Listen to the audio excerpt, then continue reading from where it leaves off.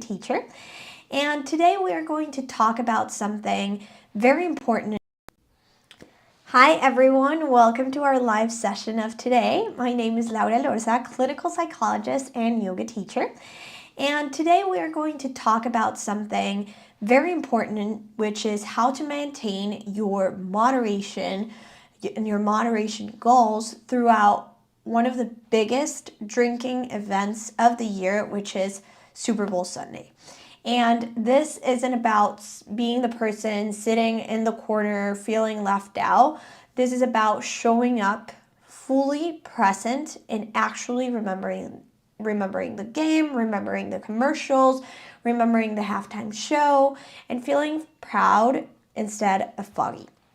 So whether your team is playing or not, I'm going to give you the psychological tools to navigate a day that can be tough, but you can navigate it with clarity and confidence, and also being present rather than being not present or less present.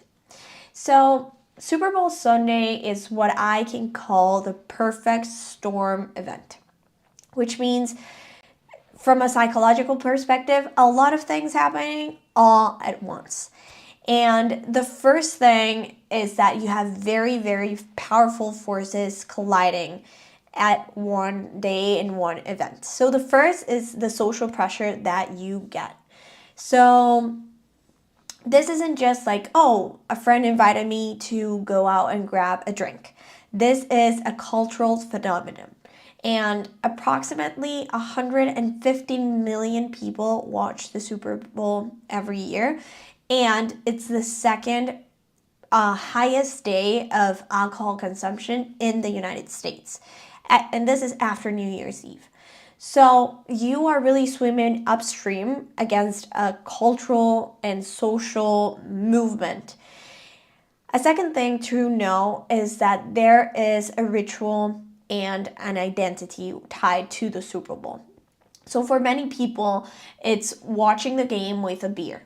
And that's who it is. It's not just an activity, it's an identity. It's ingrained in the cultural feeling. And maybe you've been doing this for a while, or that's the way you connect with friends, or that's how you used to connect with your parents or with your friends.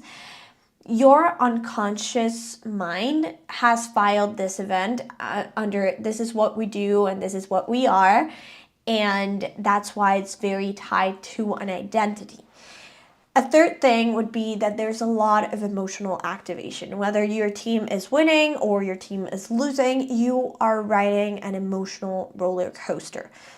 And what your brain thinks is or wants when emotions are running so high, it's regulation. So many people use alcohol in a way to regulate those emotions, those peaks of emotions. And here's something crucial that I really want you to understand. Your conscious mind might be 100% committed to your moderation. And you wake up that day with a plan, with a commitment of saying, I am not drinking today. But the second quarter is going on, your team might be winning or losing, everyone's cheering or just trying to coach the team throughout their TVs, and someone hands you a beer and your unconscious mind takes over.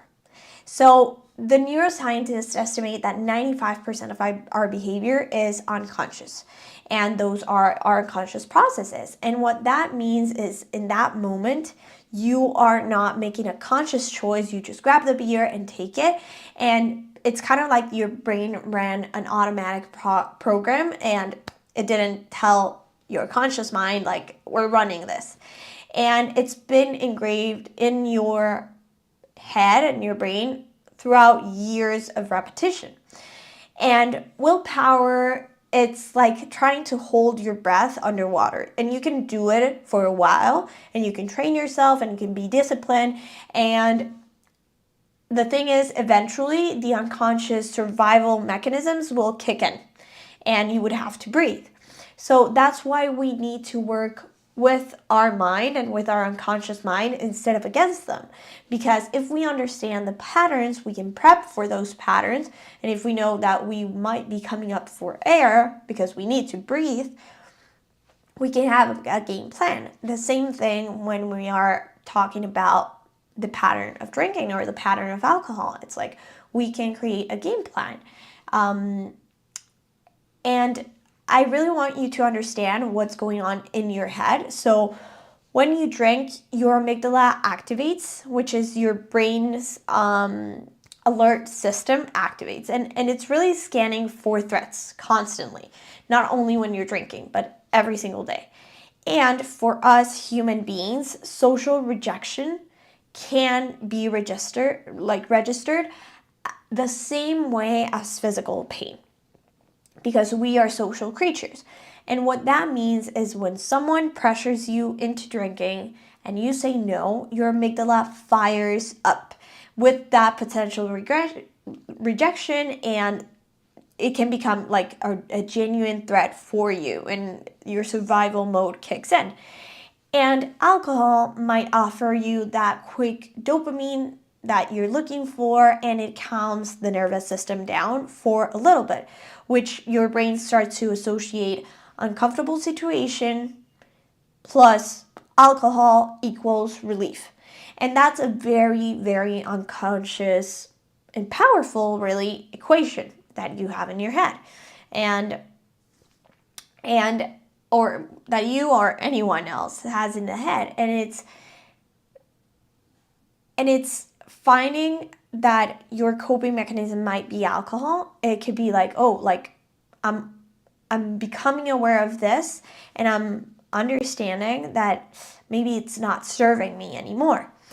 But there's a good news around this situation, about this equation, is that once you understand these mechanisms, you can interrupt them.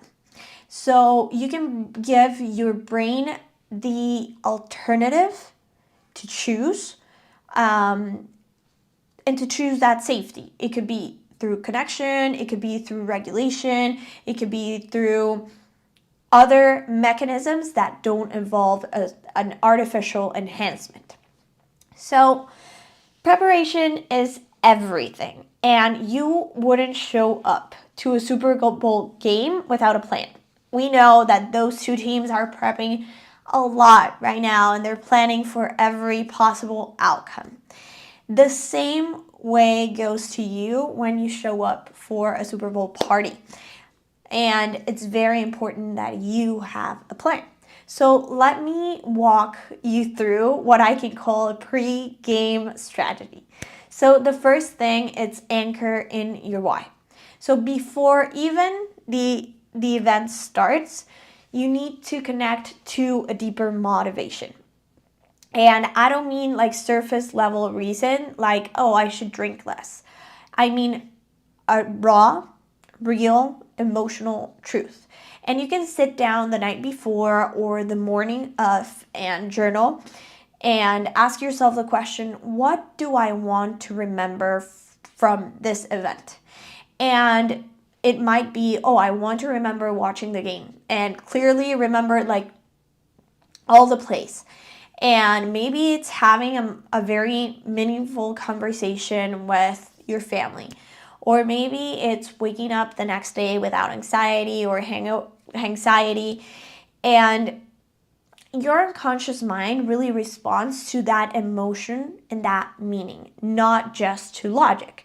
So when you anchor yourself into the feeling instead of just the logic, it will create that internal compass that guides you when the external pressure it's upon you, and even before you walk into a situation.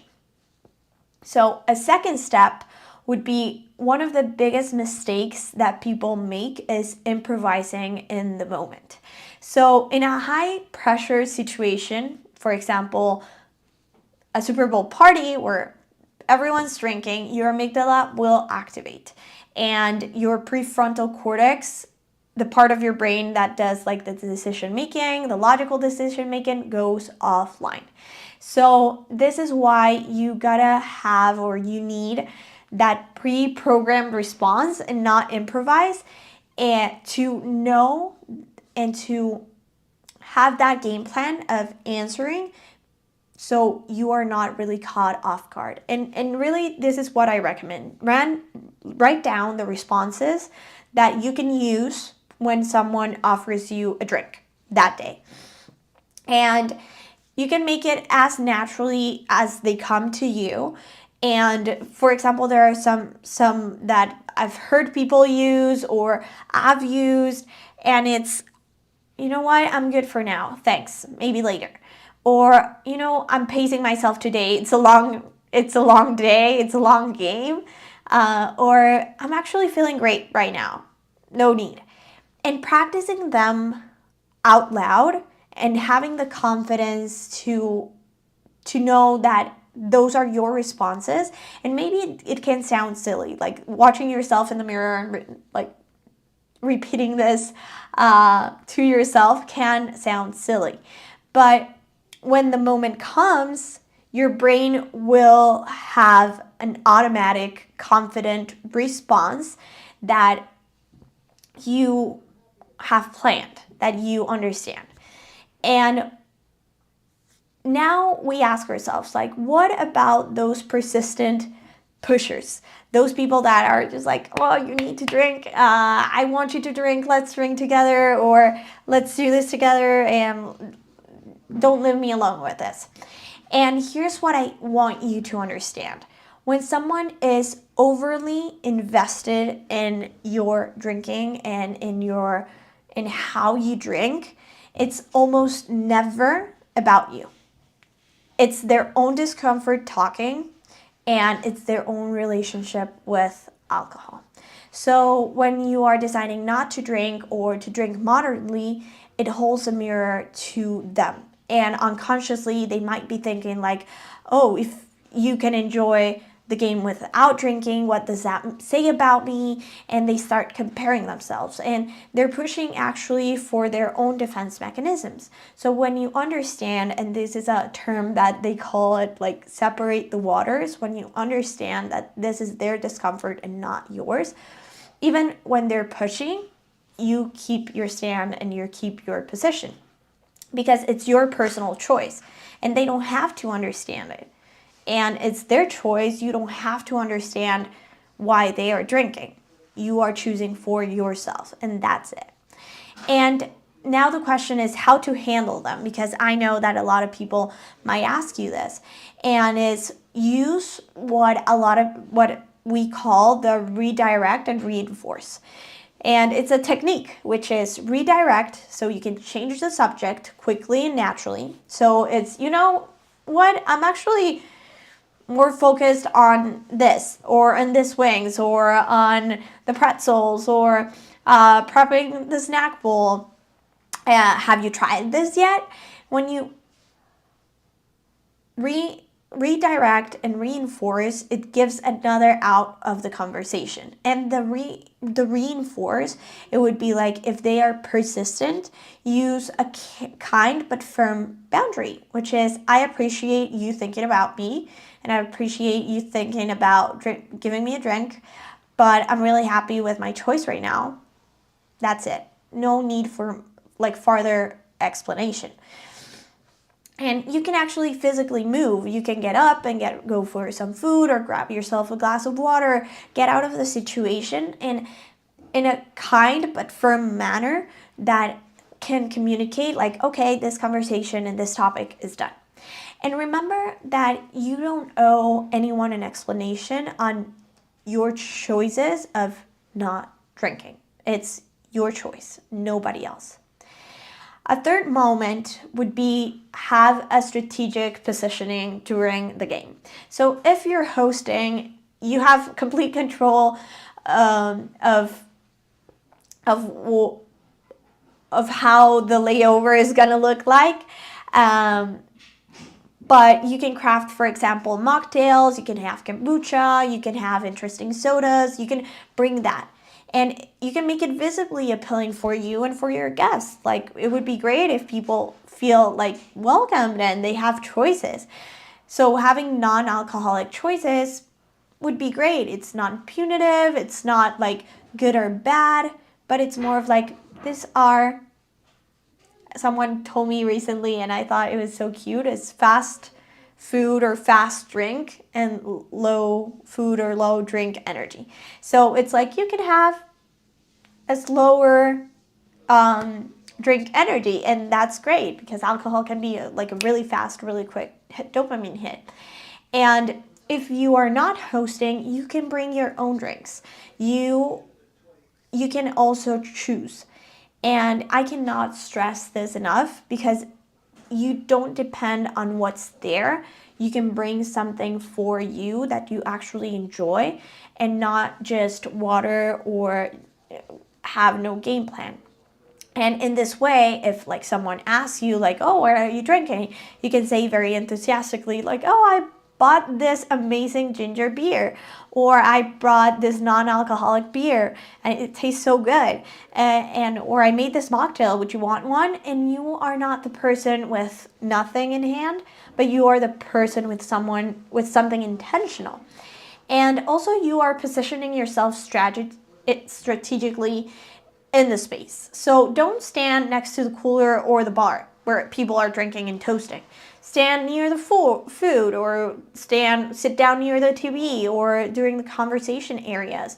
Your environment shapes your unconscious cues. So if you can manage those unconscious cues and those triggers, it would be a little bit easier for you to make a decision and stay with your prefrontal cortex online.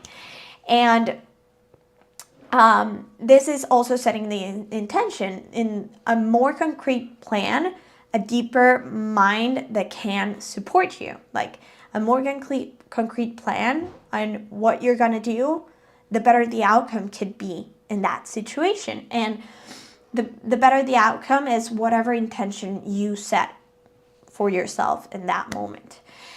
Now, let's talk about in the moment tools for that big day, because it's a lot of people are like, okay, I have my plan.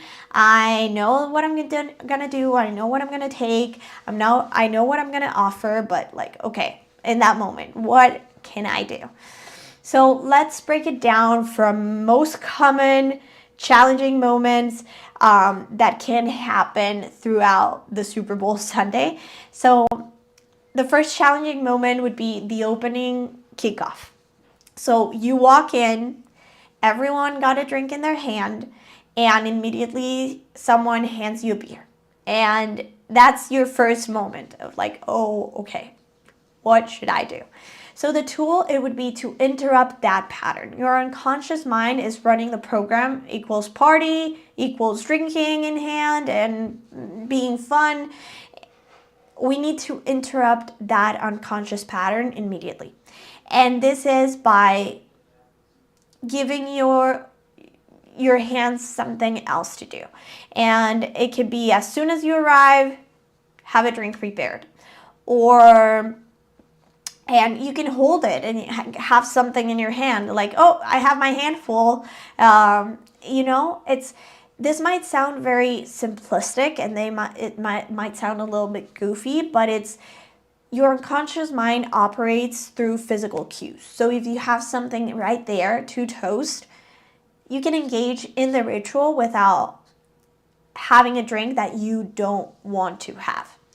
And you can engage your body in a different way. So if you typically drink and sit down and watch the game, you can actually stand up and help with dinner and listen to the game and listen to the conversation, or you can signal your body that something is different, that you're making a different pattern. So it's the way of hacking maybe your own habits and into changing that physical route. So your unconscious mind follows those patterns. So if you disrupt them, then you create a window of opportunity to choose. Then you have a second moment, which is the emotion spikes after or during the game, second quarter, let's say, and your team scores or your team loses a crucial play. and everyone's screaming and emotions are high, and suddenly you feel that pull towards alcohol.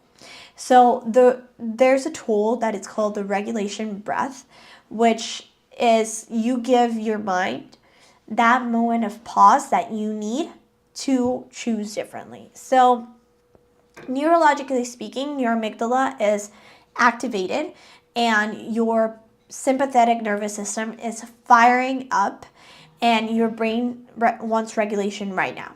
So you could either go and, okay, I'll grab a drink, but you can use the breath as a tool.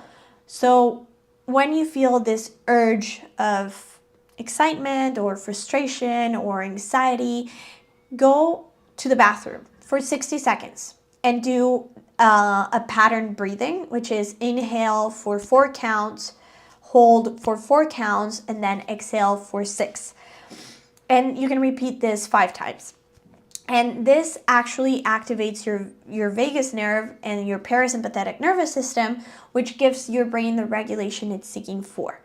And this is really neuroscience. This is not wishful thinking. It's like, oh, I'm going to go and breathe and be okay. Yeah, it regulates you and it regulates your emotion. So if you step away from 1 minute, go to the bathroom, step outside for fresh air, check on your phone in the corner, give your hands something to do, 60 seconds, that will completely shift that unconscious pattern that you have when emotions are riding high. I drink. Then there's a third moment, which is the halftime moment, which is, okay, there's a lot of energy dip during the halftime. The game stopped, you're watching the halftime show, the conversation starts flowing, and people start drinking. And it can be more out of boredom or discomfort than anything else. So a tool would be movement and micro engagement. So this is where movement becomes so crucial and it becomes your friend, which your brain craves stimulation. And alcohol can provide it to you and can provide that dopamine release, but movement also creates that dopamine release. So during that halftime show, engage your body. You can help clean up, you can organize the second platter of food, you can play with the kids, you can play with the dog, you can step outside and do something. And start the game or start a conversation. This is a key for your brain to keep on that stimulation, where before it would be unconscious boredom, then I'll take a drink or I'll have a beer now. It actually activates through, and it gives you the chemicals of excitement and doing something that you can create naturally rather than chemically. And then a fourth moment would be handling that pushy friend, because sometimes, and we know that those people that can be a little bit pushy and they want you to drink with them. And let's say someone is really, really pushing you to drink. And here's how to handle that situation in real time. And it's the tool of the confident decline. So the first thing is make eye contact with that person, not in a defensive way, not in an uncomfortable way, but firmly standing in your position. And then say something like, I'm actually really enjoying my time right now, and I'm good. Thanks. But I appreciate you thinking about me. And then if they push again and they want you, come on, let's drink, you can say, I'm trying something different right now and it's working for me. But hey, how do you think the game is going? Who do you think is going to win? Did you bet? Or what about that halftime show? Did you like the songs? Change the topic, redirect the conversation, and see what's happening there. You acknowledge what's going on. You set a boundary without over-explaining, and you redirect that energy and that conversation. You can also create a conversation, and you can be the one proposing something. Your tone can be warm and can be non-apologetic, because you don't have to apologize for choosing differently on not to drinking. And it shouldn't be aggressive, because you know what? It's your choice and you're standing behind it. And another question rise up, and what about those invasive questions that some people ask, like things like, oh, are you pregnant? Or, oh, like, what's going on? You changed so much. The response is, you know what? I appreciate your concern. I'm good. And then immediately redirect that conversation. Physically move. You don't owe anyone a story. You don't owe anyone an explanation, especially in terms of choices.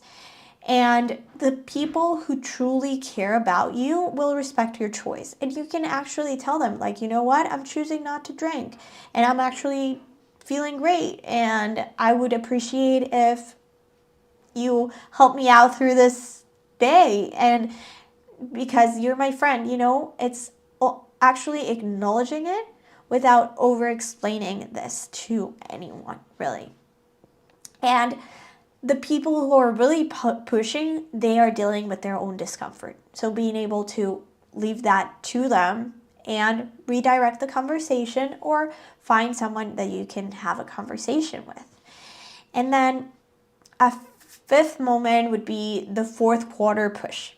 So the game is almost over, you made it this far, and everything went great, but you're feeling tired, and you feel a little bit like, oh, you know what, I've been making decisions all day since this game started. The game has been so long, and someone offers you a drink just to celebrate it, and just to celebrate that the game is over. That's the finish line visualization tool. So this is when you return to that anchor of the morning before or the day before, when you close your eyes and for 3 seconds visualize that finish line. Visualize waking up Monday morning without a hangover, or without anxiety. Or visualize waking up feeling proud and feeling cleared and feeling rested. And your unconscious mind responds powerfully to the visualization, to a future focused imagination. So when you connect to that feeling, and that feeling of Monday morning feeling calm and free and with clarity, and as someone who kept its commitment, it strengthens who you are, and it strengthens that choice. So you can actually say, you know what, I'm good. Thank you. You know what? I'm almost leaving, but thank you though. So there's no rule that you have to stay like exactly till the end, or you have to drink everything. You are protecting your commitment to yourself, and you can decide when and how to leave in that moment. So another question that happens a lot, it's like, what if I drink? What if I drink during the Super Bowl?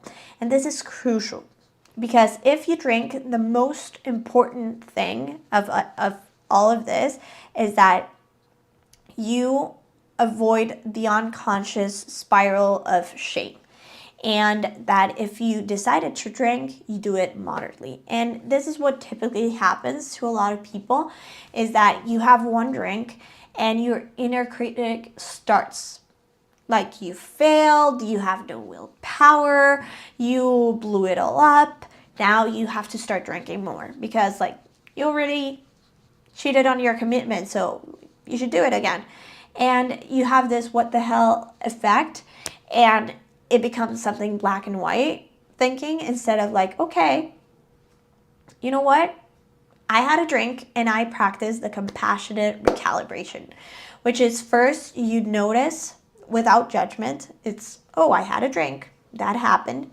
Then the second moment is you get curious. What was happening in that moment? What triggered it? Did I did it consciously? Did I do it unconsciously? What need was I trying to meet? And the third curse would be, okay, I'm choosing not to have another. And this is a data point that doesn't tell me or define who I am. It's something I did. And it's something that separates the identity from the behavior. And one drink really doesn't erase the full commitment and the work you've done.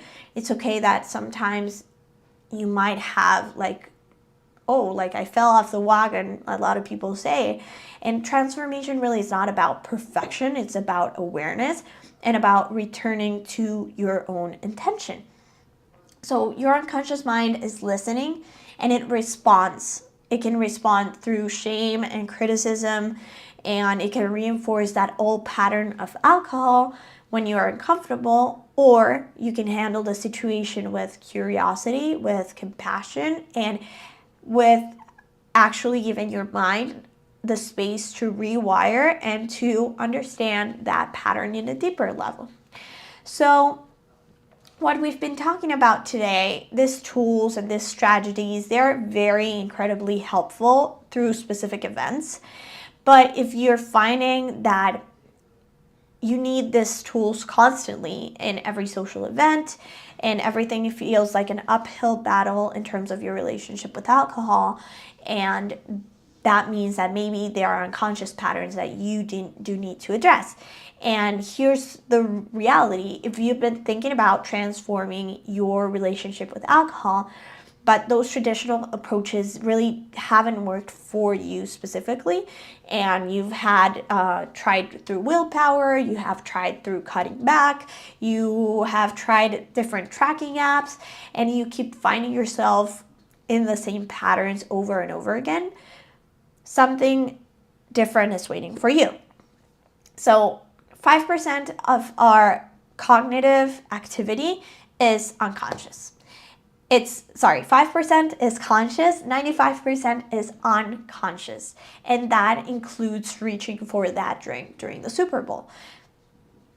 While your conscious mind was set in moderation, in clarity, and trying to willpower your way through this, maybe the unconscious often makes the decision and overrides the conscious mind.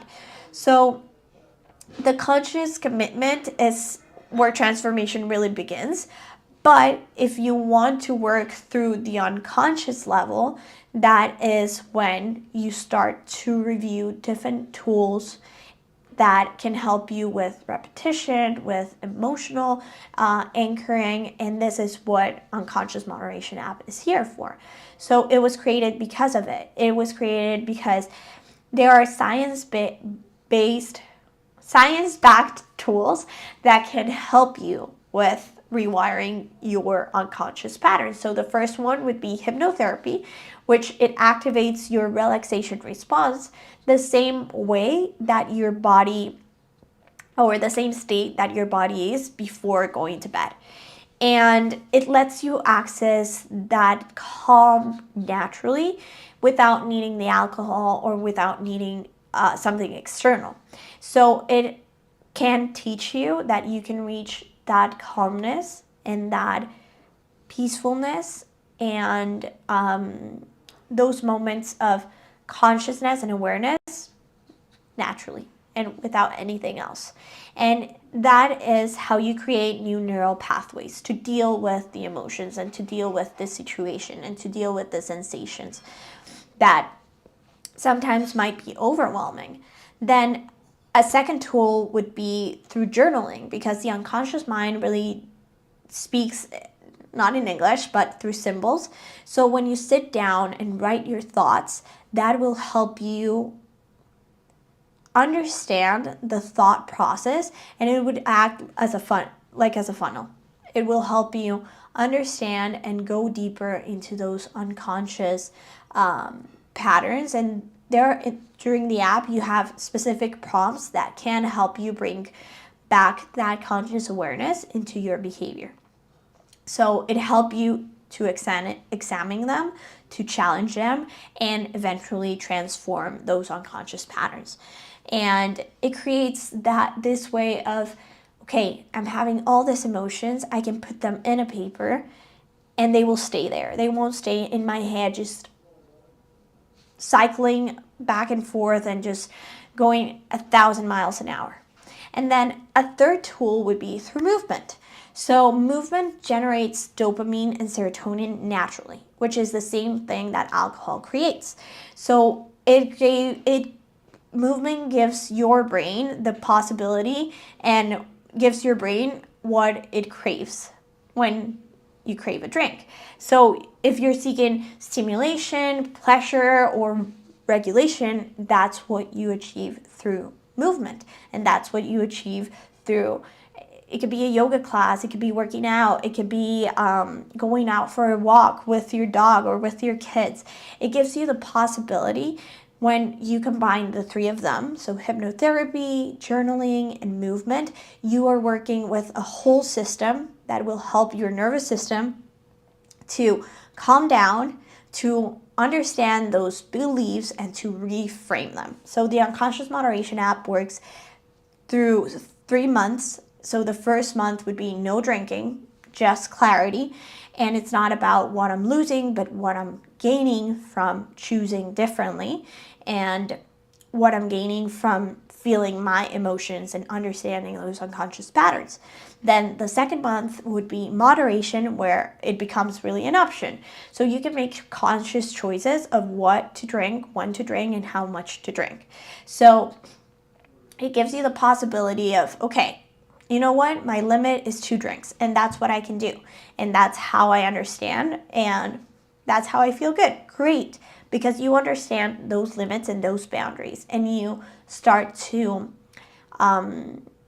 reinforce them without the needing of, okay, I need someone external to help me out. No, I know my patterns, I know my limits, and I know the signals of my body. And then the third month would be the reinforcement. So you have new patterns that become a second nature to you through that unconscious transformation. And you are now, those patterns that once were so tough and you have to be conscious about it and just completely focused not to choose differently or to let the unconscious old mechanisms run. Those mechanisms are not running anymore. The mechanisms that are running are the ones that you are consciously choosing, and it feels like a lighter weight, and it feels a little bit easier. I'm not saying it's going to be easy like from one day to another. It takes time, it takes awareness, and it takes the actively looking for that well-being, and to maybe connect with those goals that you have. It could be either physical, it could be mental, it could be relationship goals. There are many that can drive this new moderation of alcohol for you. The UM app is here for you. It's here to support you. You can download it through Apple Store. You can download it through Google Play. And if what we talked about today resonates with you in any way, and you feel that your relationship with alcohol needs a change, and you need to shift into a deeper level, and this could be the path forward, and the Unconscious Moderation app is here to support you. And your transformation starts from understanding and not just willpower. And that's the difference between behavior change of right now and a behavior change that can lead to a transformation. And there's identity beyond alcohol. And this is what most of the conversations that we have, it's that we address that identity level as, oh, I'm the person who drinks. I'm fun when I drink. I can have a conversation when I drink. There's identity farther away from alcohol, and understanding that you are more than I am the beer guy, or I am the life of the party, or I am the person who needs wine to calm down. That's when you find that freedom. That's when you reframe and understand that your behavior is not your identity. You can change your behavior. So when you understand and you recognize that these identities are not actually you, that's when you adapt. And more often than not, we create these identities during like very formative periods of our life. And when drinking was a social currency, and that was the way of connecting, and that was the way to fit in. And your unconscious mind completely adapt into that, into this is how I belong, this is how I connect, this is how I find relief. But does that identity really serve you? Is that still who you want to be? And if not, I invite anyone who's watching to ask the question, who am I beyond the drink in my hand? And that might feel scary at first. And you might have forgotten who you are underneath that identity.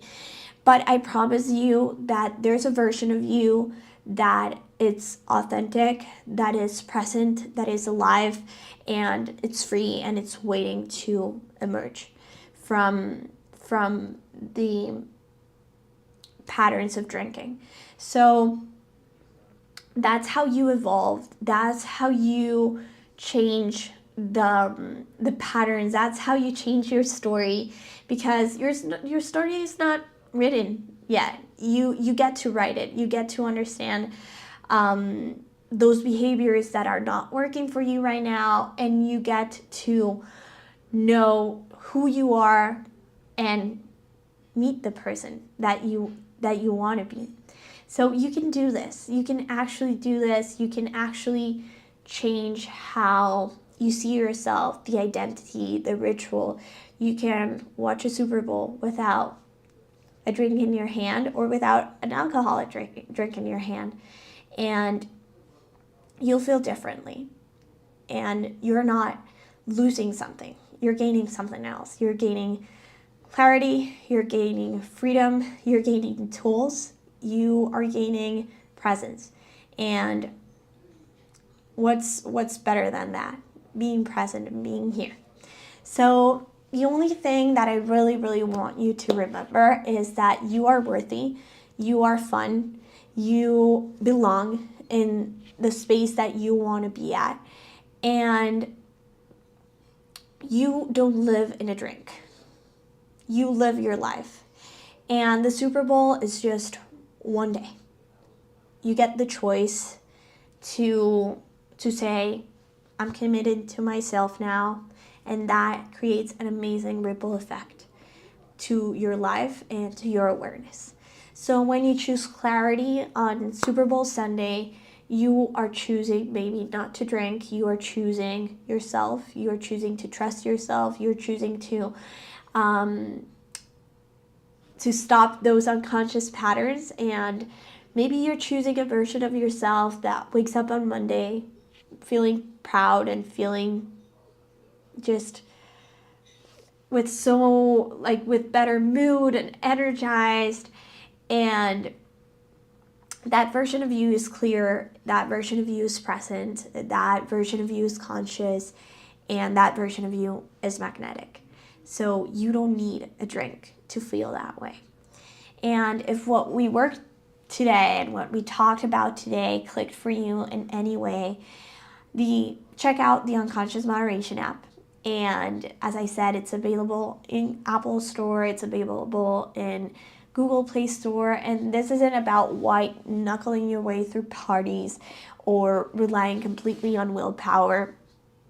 This is about transforming your unconscious mind and really transforming from the inside out. And remember that it really doesn't require perfection, it requires awareness. So give Unconscious Moderation a try. We are here to help you. We are here to support you, and we are here to create community. So stay conscious and stay free.